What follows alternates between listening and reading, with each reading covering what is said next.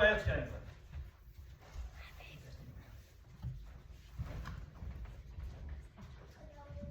Faith, you sure you don't want to sing?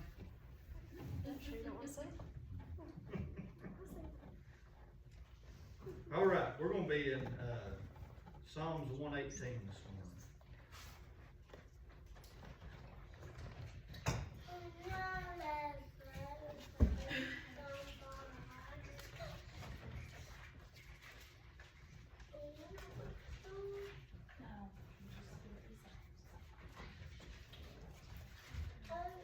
All right, we're going to read.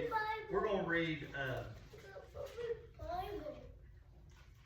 read a little bit this morning. I ain't really sure where we're going to stop, but probably the first 18 verses, I guess. Psalms 118, verse 1, it says, "Oh, give thanks unto the Lord, for he is good, because his mercy endureth forever. Let Israel now say that his mercy endureth forever. Let the house of Aaron now say that his mercy endureth forever.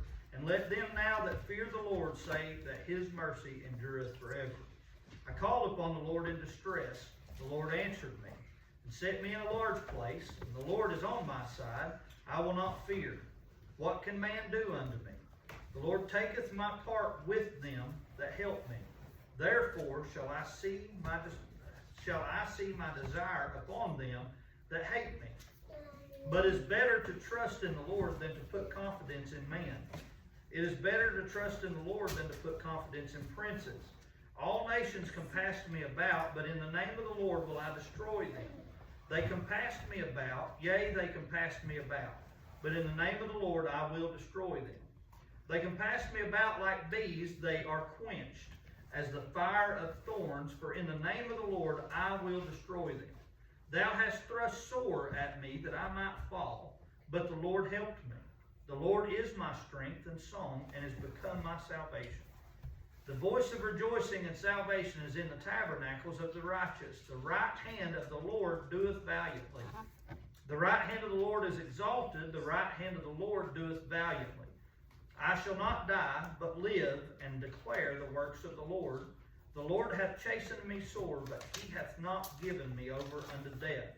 That's all we're going to read. And I'll just tell you, I come over here yesterday and got up yesterday morning, and I was going to come over here and do some stuff, and then I brought my Bible, and I thought I'm going to come over here and study for a little while and just pray a little bit. And got over here and I emptied the dehumidifiers and checked the mouse traps and done all that, and got all that stuff done, and then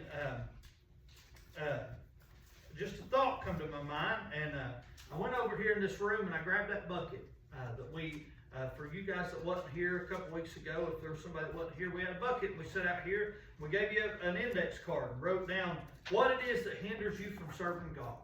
And there was people that brought it up and put it in that bucket, and there was people that left here without taking it and putting it in the bucket.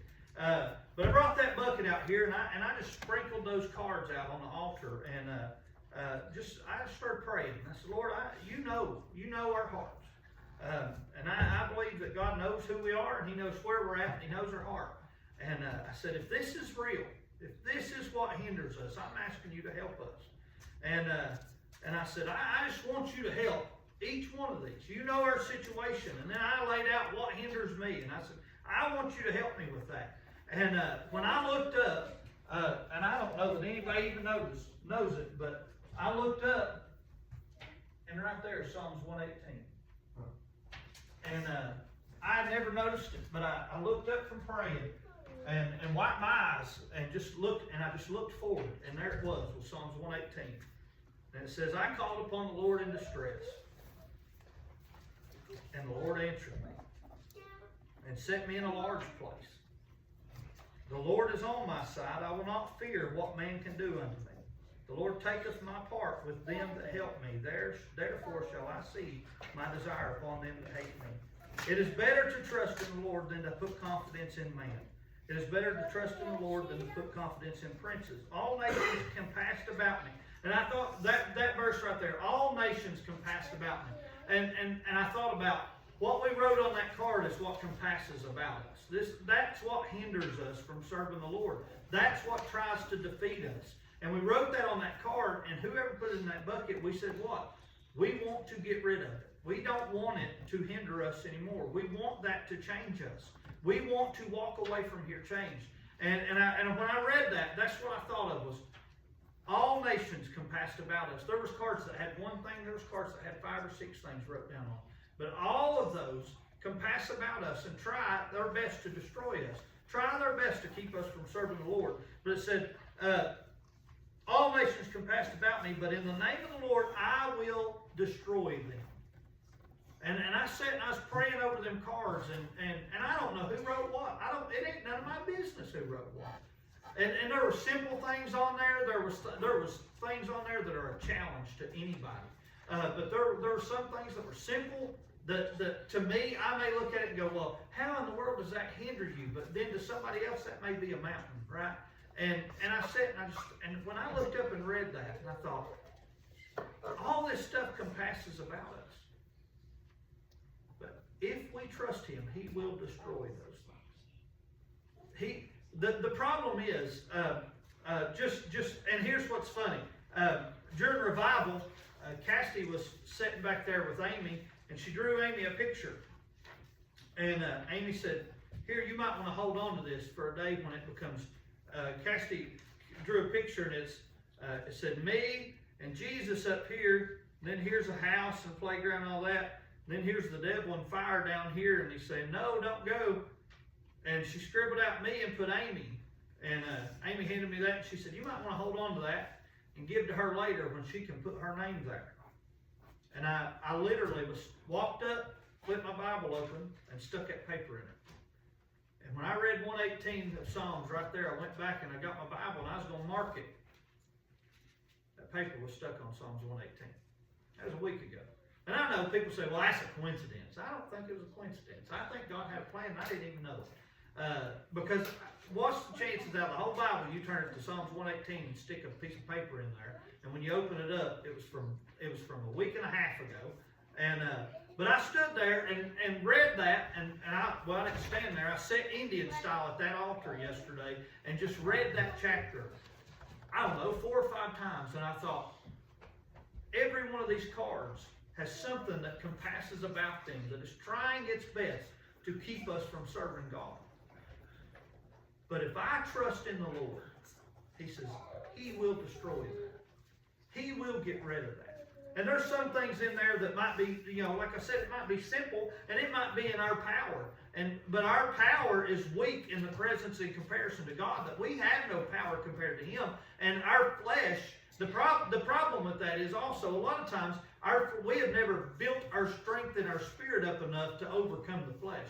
The Bible says that he that is within me is greater than he that is of the world. But I have to fight against that flesh. I have to fight my flesh every day. And if I don't do that, my flesh is going to be stronger than my spirit. So a lot of times when we look at that and we write down things on that card, and some of that stuff may be temporal, some of that stuff may be fleshly, and when we look at it, we say, this is causing me this much of a problem. And if it's fleshly, then we got to look at that and say, the problem's deeper than that. The problem is that I'm not pushing my spirit enough and trying my spirit enough that I can outweigh my flesh. I can overcome my flesh. But my spirit is so weak because I'm not spending time doing that. So it may be something as simple as, I said, just thinking like, if I looked at my life and I said, hey, my work schedule's so busy that I just don't have time to read, or I don't have time to get ready to preach, or I don't have time to study.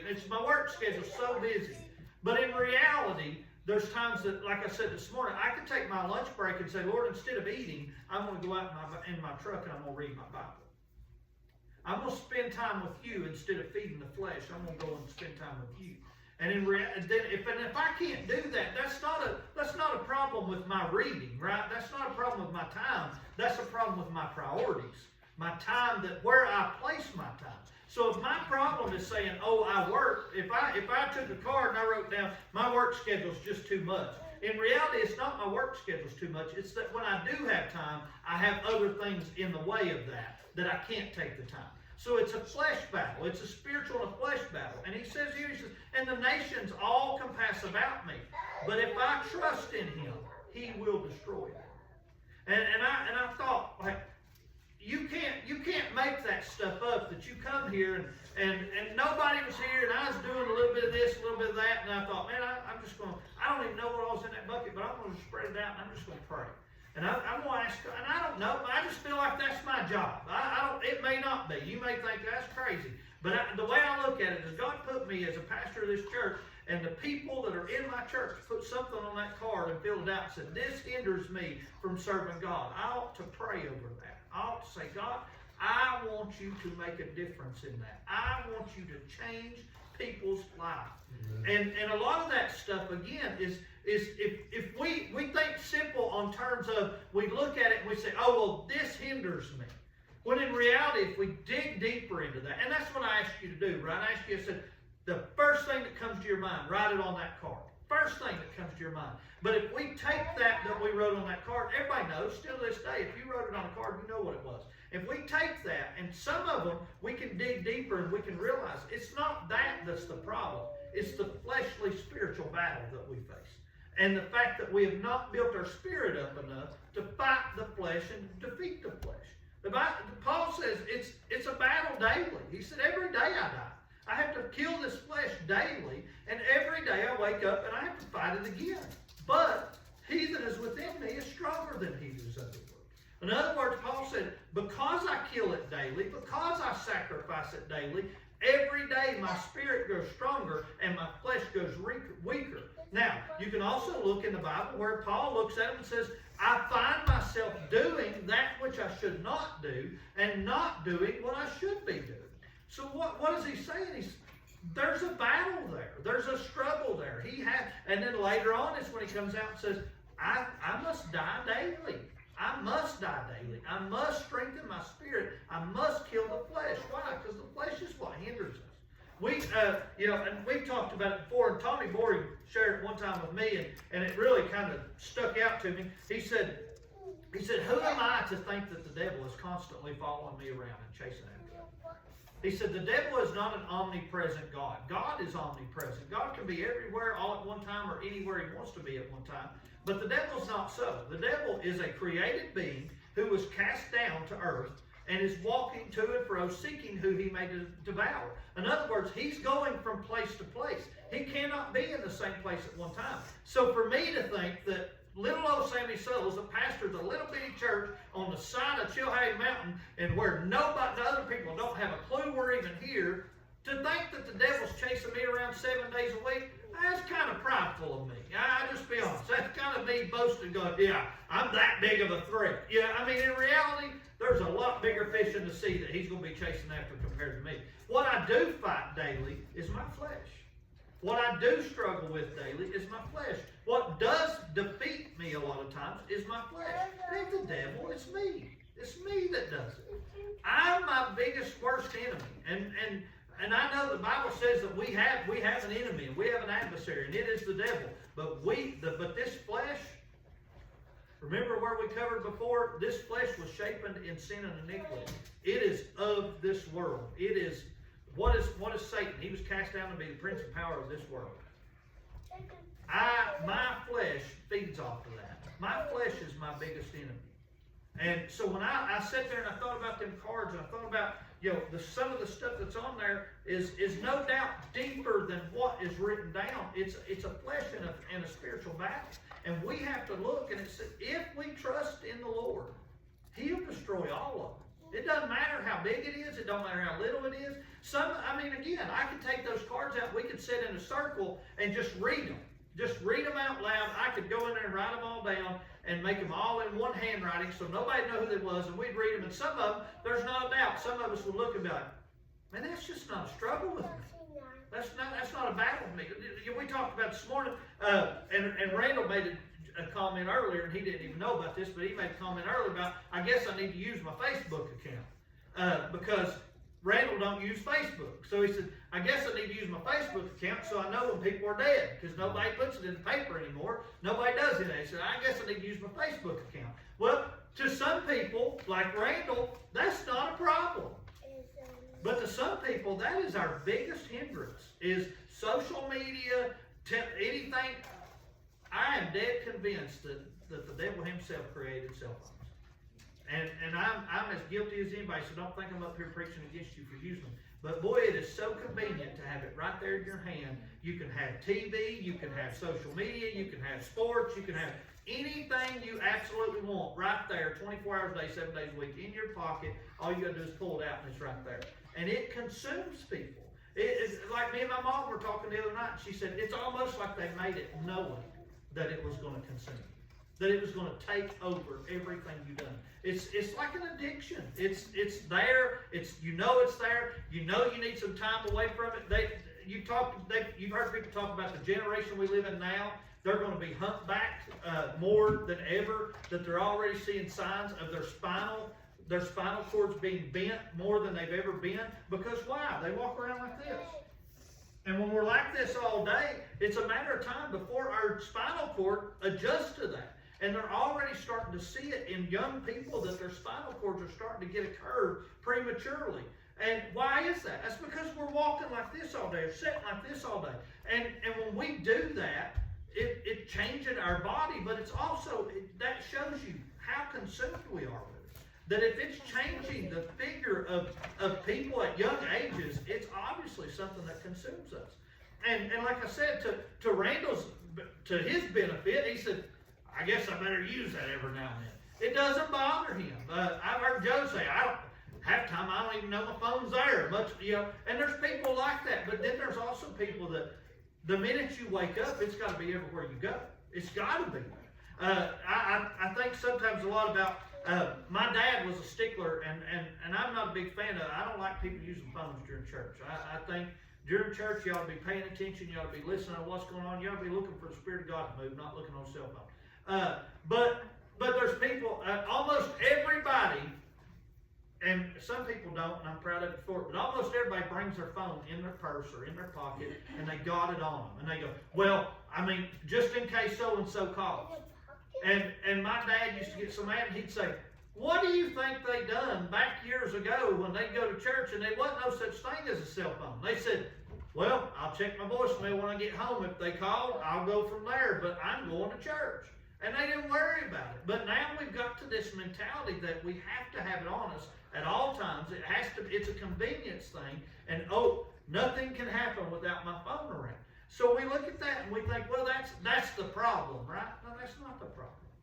The problem goes deeper than that. The problem is that we've not fed our spirit enough that our spirit can overcome that flesh and spend time in this rather than on his. Same thing as a TV. You go, well, he's just talking about cell phones because he knows we all use them. Same thing as a TV. And I don't watch TV. I watch very little TV. But there's people who literally, the minute they walk in the house, they turn the TV on and they have to sit down and they got to watch the news. They got to know what's going on. And it consumes them. And then they're sitting there for hours upon hours staring at a TV. And then they come to church and they go, I just feel like I'm not spiritually growing. I'm just not being fed here at church. No, you're not being fed at home. So you can't eat when you get here because you're not feeding yourself at home. Why? Because our flesh is stronger than our spirit. Because we allow it to be. That's not the devil. You know, I've heard for years, that's the devil's eye up there on the wall. That's the devil's eye. No, that's our eye. That's what catches our eye, and we feed to it. It's not the devil's doing, it's us.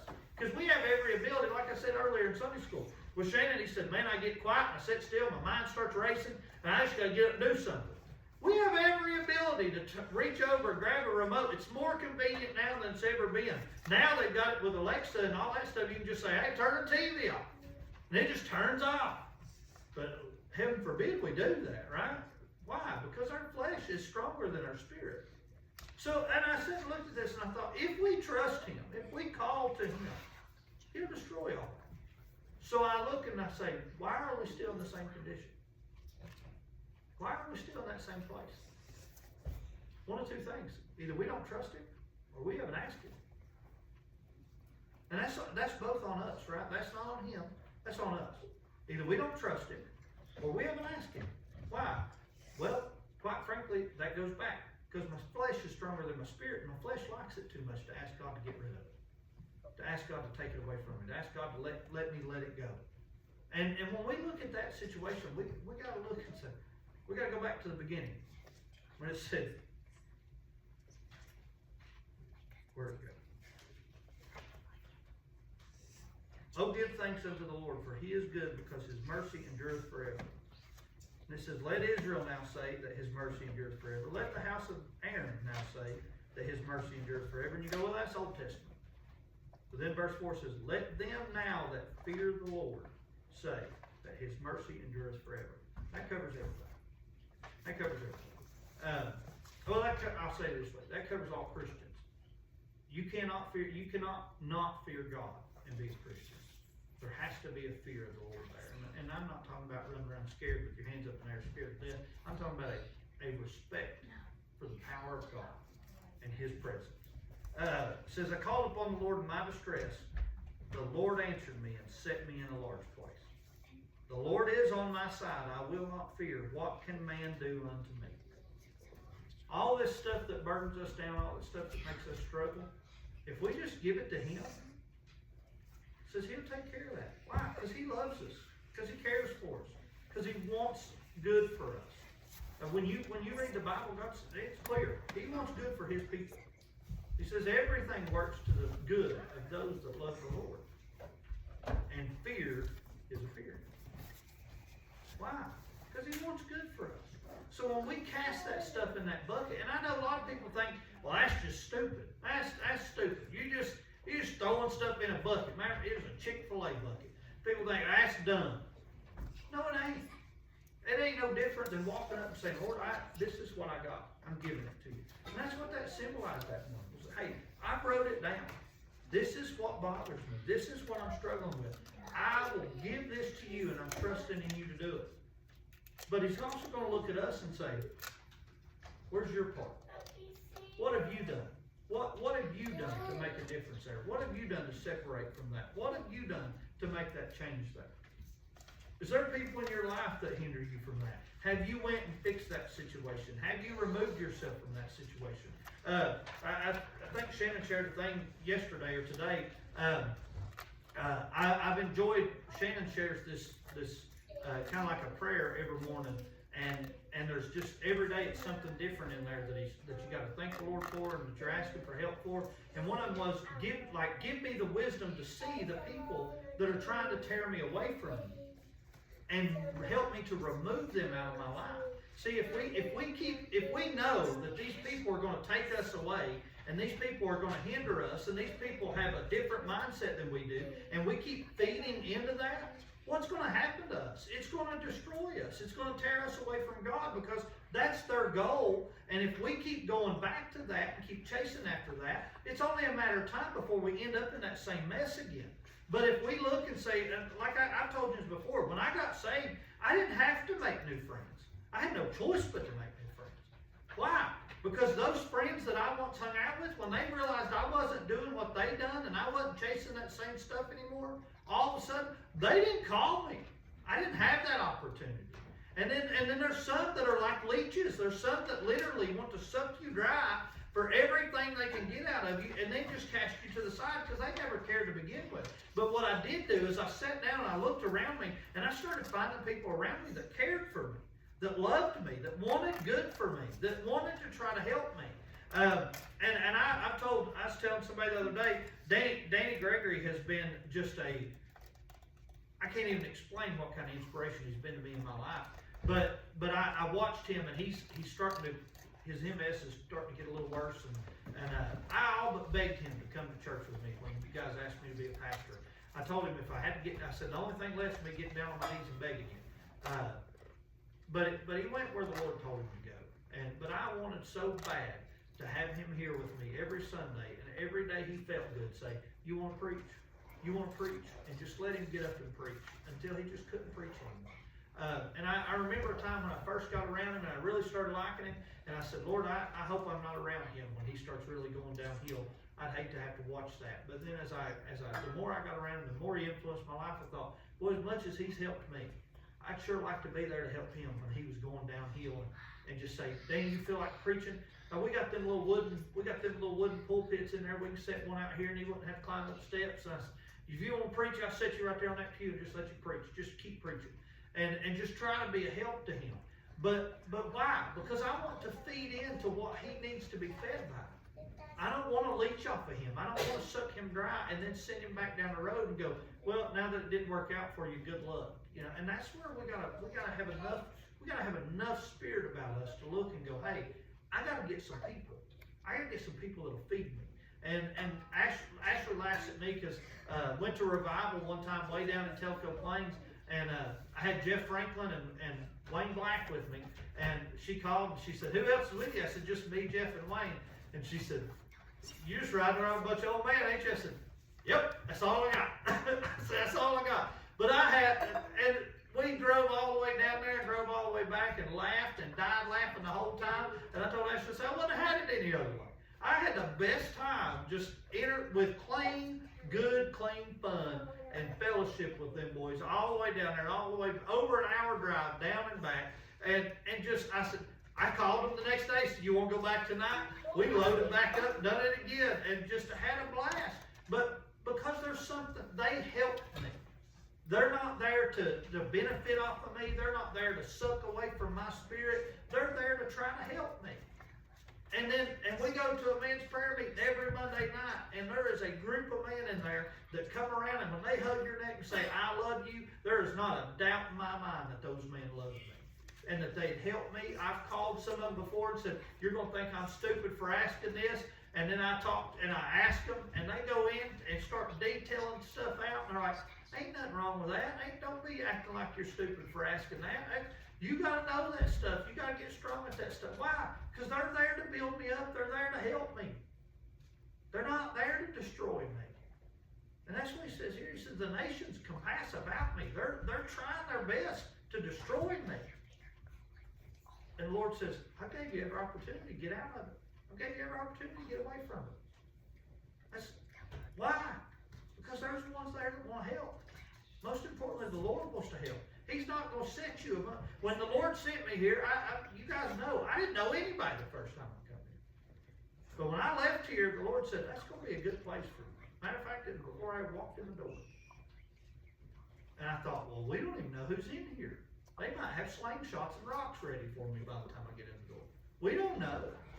But I believe the Lord sent me here. Why? So that I can help you and you can help me. And anybody, and I'll tell everybody I've ever talked to, I said, I love my church, for one, because they've been awful patient with me. They know our struggle, they know our kids, and not one time somebody got up and said, if you don't shut them kids up, we're leaving. Because there's sometimes you probably ought to. You ought to shut them kids up. But that's a part of growing. That's a part of learning. That's a part of just getting them through church. You got to go through the struggle to get to the good times. And you guys have been patient. Why? Because I believe the Lord worked all that out. He said, this is a good place for you. Why? Because there's going to be some people in here that's going to help you. They're going to love you kids, even though they're unruly and even though they're loud sometimes. They're going to love your kids. They're so unruly, and nobody never not gave them candy. They walk in every service, somebody's handing them candy. And I'm like, well, they must not mind how unruly they are. They just feeding them sugar, getting them more riled up. But understand, there's places that you take kids that have a hard time sitting for 2 hours, and they want you to get them out of here. We don't want them in here. Why? God says, I'll put you in a place that you can get some help.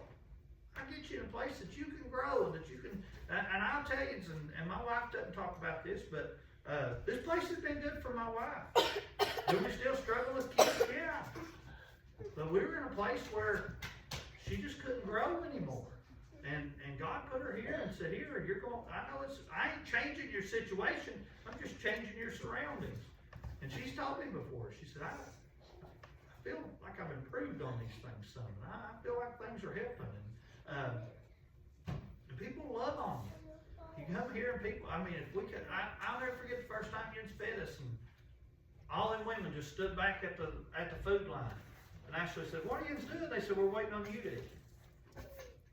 Ashley said, well, I got to get my kids plates. That's all right. Go ahead and get your kids, and then you come and eat. Now, don't do that every time. Don't think that. But that made an impact on us. The fact that people said, hey, let her get her food. That's the pastor's wife. Let her get her food. And I've told you from the get-go, don't wait on me, I'll be the last one every time. I like to talk, and I find myself wandering off somewhere, and if you're waiting on me, every bit of food will be cold by the time I get there. But I developed that by being a deacon for 10 years. That everybody else goes first, you go last. And that mindset has helped me learn to try to be a help to other people.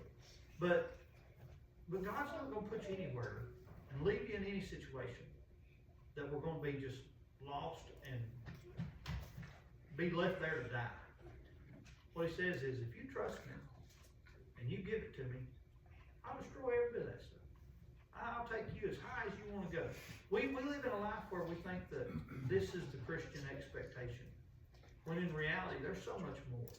God says, I'll take you just as high as you want. I'll put as much on you as you want. I'll give you as much spirit as you want. I'll do everything you want, as long as you give me all that other stuff. And what we do is we sit right here and go, no, I think this is right. This is about right. When there's boundless room for improvement. But anyway, just sat there yesterday. And I did. I just come in here, I went and got that bucket, and I just laid them from one side of the altar to the other. And I sat Indian style right there and just laid my head down and just prayed. So Lord, you know every one of these. You know who wrote them, you know what the situation is, and I'm asking you to help our church. Each one of these needs, if we can get rid of them, will change the dynamic in our church. And I'm asking you to do that. And I said, I don't have anybody else to go to. I don't have anybody else that can help with that. But I'm asking you. When I looked up, Psalms 118 was right there, and he said, I'll destroy every bit of that stuff. They'll just trust me. And I looked at myself and said, I've got to trust that you'll do all this. I got to do my part. I've got to trust that you'll do all this. And just give it to you. And then watch you work. But what kind of God do you serve? That you come in here and you pray and you look up and the answer's right there. And then you go, all right, I'm going to mark that in my Bible so that I got it marked. And then I flip over there, and literally last week in the middle of the week, I stuck a piece of paper right there where it was at. He just gave me my answer through that to what I was praying. Hey, I love you. I care for you. I'll destroy every bit of that. Why? Because I can prove it to you. I'll make you mark it and you don't even know it. I'll make it right there where you wouldn't even expect it.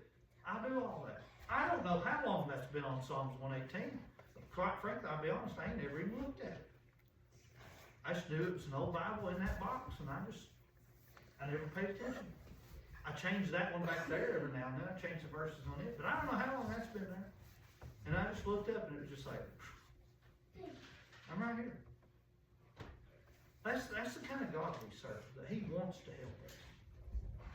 And I know we look around this morning, and there ain't hardly nobody here, but remember, it's not because they left, it's because they're out of town and people sick. And why? Because He wants to help us. He wants to grow us. He wants to see us succeed. He wants to see us be beneficial to this community. We just got to cast it on Him and trust Him. Anybody got anything? Yeah. Sorry, I